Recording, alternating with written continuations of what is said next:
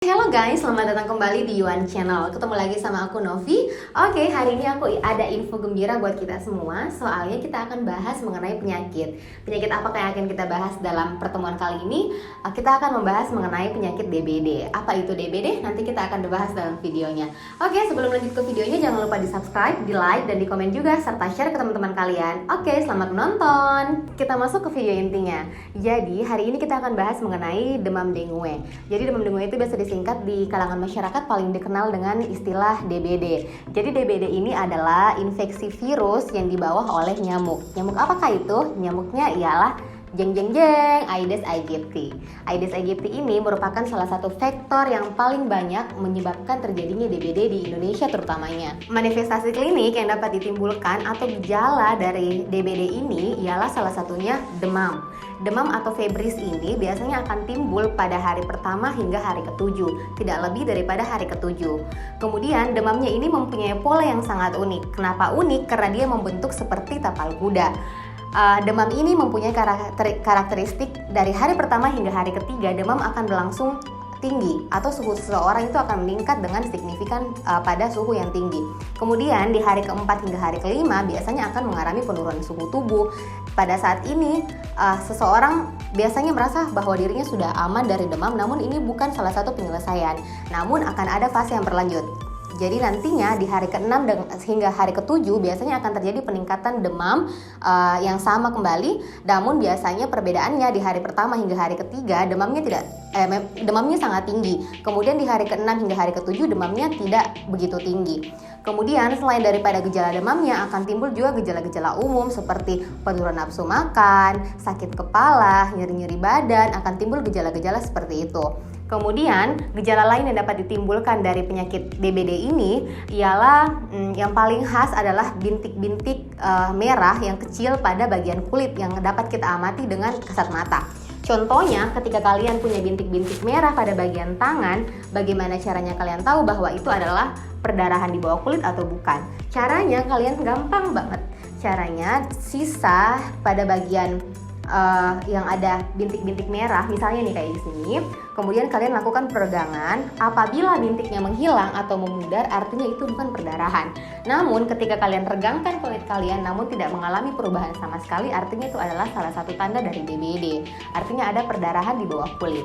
Kemudian tanda yang ketiga ada perdarahan spontan. Biasanya perdarahan spontan ini pada kasus-kasus yang berat, gejalanya yang bisa timbul seperti adanya perdarahan gusi atau mimisan. Perdarahan gusi ini bukan karena ada trauma seperti sikat gigi atau lain sebagainya. Namun dalam kondisi tenang-tenang saja, kalian akan yang bagi penderita DBD ini akan ada pengeluaran darah.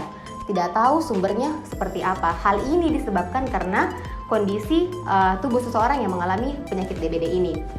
Kemudian DBD ini tidak bisa kita diagnosis atau kita tegakkan secara begitu saja, namun kita membutuhkan beberapa pemeriksaan lab lainnya untuk menunjang bahwa ini adalah DBD. Walaupun gejala-gejalanya sudah signifikan, namun yang paling menunjang adalah adanya pemeriksaan laboratorium. Yang paling khas itu adalah penurunan dari trombosit. Kemudian ada juga peningkatan dari hematokrit. Hematokrit itu artinya konsentrasi darah kita, namun ini signifikannya akan dibahas pada bagian laboratorium.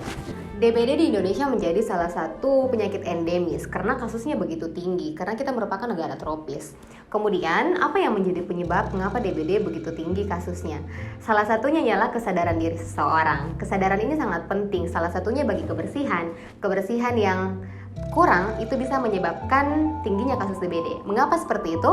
Contohnya, ketika kita tidak pernah atau jarang untuk menguras bak mandi di rumah, atau selokan di depan rumah jarang untuk kita bersihkan, tempat sampah atau ada tempat genangan-genangan air lainnya kita tidak pedulikan, atau ada rawa-rawa di sekitar rumah kita, itu bisa menjadi salah satu tempat berkembang biaknya nyamuk Aedes aegypti ini.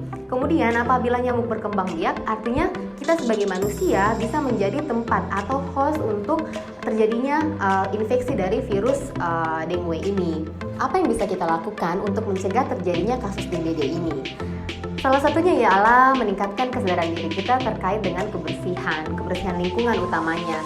Yang pertama, dalam rumah sendiri kita bisa lakukan pencegahan ialah kita menguras bak mandi kita untuk mencegah perkembangbiakan dari nyamuk-nyamuk ini. Kemudian apabila ada tempat air yang terbuka, usahakan untuk mencari penutup-penutup yang bisa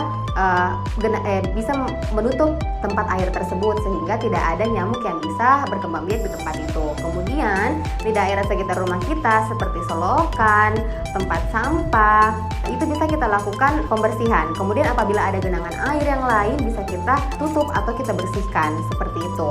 Nah, jika kalian mengalami gejala-gejala yang seperti tadi disebutkan di atas, kalian bisa segera mendatangi fasilitas kesehatan terdekat seperti puskesmas ataupun kalian bisa ke rumah sakit untuk mengecekkan darah kalian apakah ini memang DBD ataukah bukan. Apabila sudah terdiagnosis secara pasti kalian menderita DBD, kalian bisa tergantung dari kondisi kalian. Mungkin kalian akan dirawat inap atau kalian boleh pulang. Ketika kalian betul-betul mengalami DBD ini, kalian bisa melakukan cara yang sangat mudah untuk mengatasi DBD ini. Kalian bisa meningkatkan konsumsi air putih. Air putih ini sangat penting untuk dikonsumsi banyak pada orang-orang yang menderita DBD karena itu akan menggantikan volume tubuh kalian yang hilang akibat penyakit DBD ini untuk mencegah jatuhnya ke kasus-kasus yang namanya shock. Shock ini nanti bisa mengancam nyawa apabila tidak diatasi sebelum terjadinya shock. Oke teman-teman, terima kasih sudah menonton video kali ini terkait dengan penyakit DBD. Semoga apa yang menjadi isi konten video ini bisa bermanfaat untuk kita semua, bisa dijadikan proses pembelajaran buat kita semua. Sebelumnya, untuk mengakhiri video ini jangan lupa untuk di-subscribe, di-like, di-komen, serta jangan lupa untuk nyalakan tombol notifikasinya untuk mendapatkan pemberitahuan apabila kita mengupload video-video terbaru. Oke, terima kasih teman-teman. See you in the next video. Bye-bye.